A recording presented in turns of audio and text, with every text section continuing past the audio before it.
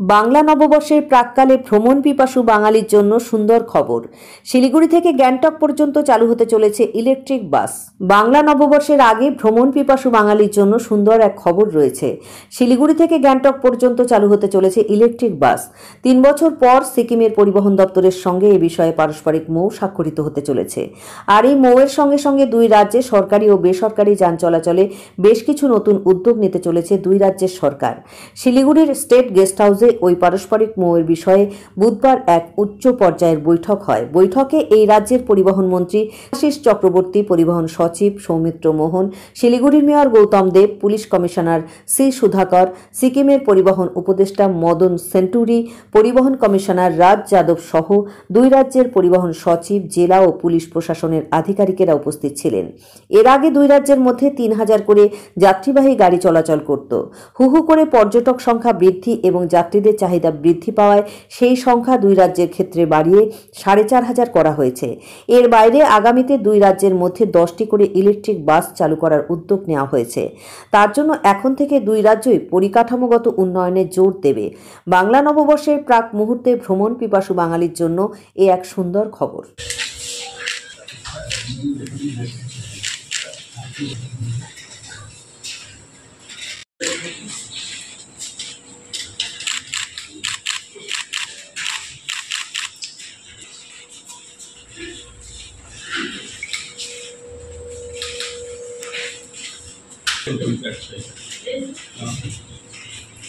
মাননীয় মুখ্যমন্ত্রী 11 সালে বাংলার দায়িত্ব নেওয়ার পর থেকে আপনারা জানেন যে পরিকাঠামোগত দিক থেকে তিনি একদিকে বাংলাকে ডেভেলপ করেছেন নানা প্রান্তে, একেবারে উত্তর থেকে দক্ষিণ, দার্জিলিং থেকে সাগর পর্যন্ত তার ডেভেলপমেন্টের কাজ চলে।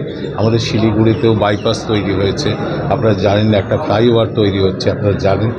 এবং আমরাও চাইছি, এখানে মেয়র সাহেব রয়েছে, আমাদের যেটা সামনে যে একটা যানজটের ইস্যু আছে, সেই যানজটটা আমরা কিভাবে মুক্ত করা যাবে, কী করে যে প্রাইভেট বাসগুলো যেগুলো এখানে দাঁড়িয়ে থাকে সেগুলোকে সরানো, ছোট যে গাড়িগুলো আছে, টোটো আছে, ই রিক্সা আছে, সেগুলোকে অনেকটা রেস্ট্রিকশন করা হয়েছে। হাই রোডে তাদের উঠতে দিচ্ছে না পুলিশ প্রশাসন। এই যানজটটা মুক্ত করার ব্যাপারে আমাদের ভাবনা চিন্তা আছে, সেটা আমরা করব। আজকে যেটা হয়েছে যে একটা রেসিপিক্যাল এগ্রিমেন্ট থাকে, পার্শ্ববর্তী স্টেটের সাথে থাকে, সেটা সময়ের সঙ্গে সঙ্গে কিছুটা রিভাইজ করতে হয়, কারণ যত সময় যাবে নতুন করে মানুষের চাহিদা তৈরি হয়, প্রয়োজনীয়তা তৈরি হয়, সেইটারই একটা আলোচনা চলছে। দুটো রাজ্যের মধ্যে আলোচনা চলছে, এটা ফাইনাল কিছু নয়।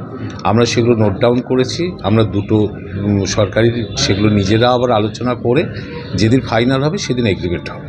স্যার, উত্তরবঙ্গ রাষ্ট্রীয় পরিবহন নিগম নিয়ে স্যার নতুন কিছু স্যার ভাবনা তো সবসময় ভাবা হচ্ছে। আমরা আজকেও এখনই মেয়র সাহেবের সাথে কথা বলবো যে এখানে বাস তো আমরা কিছু বাড়িয়েওছি, এবং আমরা বিশেষ করে বাস টার্মিনাসের কথা আমরা ভাবছি যে কিভাবে শিলিগুড়ির যানজটকে সরিয়ে আমরা এখান থেকে একটা ভালো বাস টার্মিনাস করা যায় কিনা আগামী দিনে, সেই ব্যাপারগুলো নিয়ে আমাদের আলোচনা চলছে।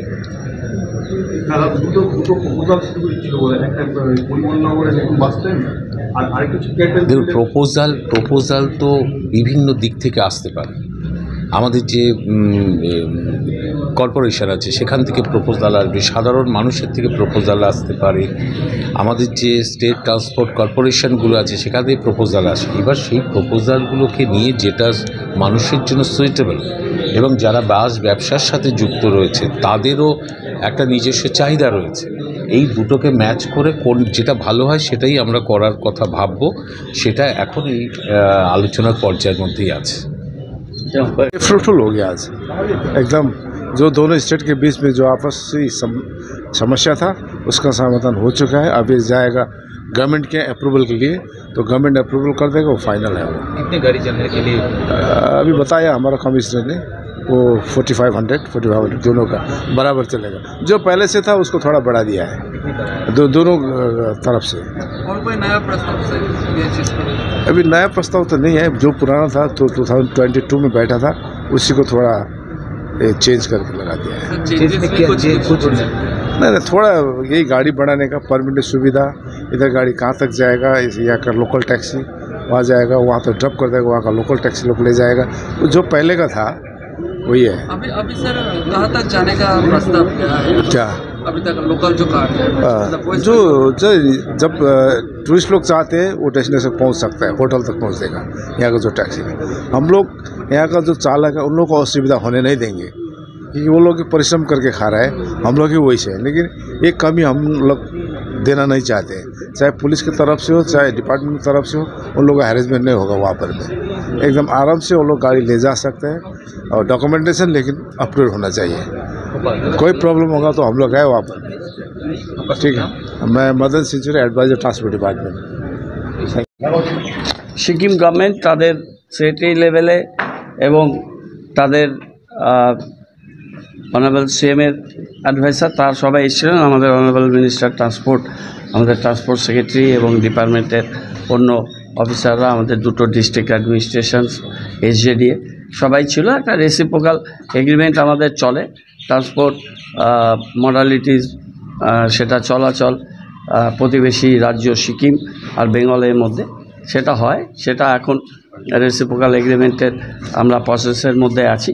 সেটা নিয়ে দুটো সরকার তাদের প্রতিনিধিদের আলাপ আলোচনা হচ্ছে। আজকে অনেক থ্রেডবেয়ার আলোচনা হলো, অনেকগুলো পয়েন্টে আমরা অলমোস্ট অল দি পয়েন্টস আমরা একটা এগ্রিড ভার্সান তৈরি হয়েছে। সেটা সরকারের কাছে যাবে, আমাদের সরকারের কাছে যাবে, সেক্রেটারি লেভেল থেকে মিনিস্টার লেভেল থেকে যাবে। ওরা ওদের কাউন্টারপার্ট ওরাও করবে, করে ফাইনালি এগ্রিমেন্টের বিষয়টা আসবে। আজকে তার প্রাথমিক একটা বিষয়, অনেক ডিটেল থ্রেডবেয়ার প্রত্যেকটা পয়েন্ট নিয়ে আলোচনা হয়েছে এবং আলোচনা ভালো হয়েছে। পয়েন্টগুলো এখন বলতে চাই না, এই কারণে এই পয়েন্টটা এই জন্যই বলতে চাই না, যখন এটা দুপক্ষে ফাইনাল হয়ে সিগনেচার হবে তখন পয়েন্টটা বলা হবে।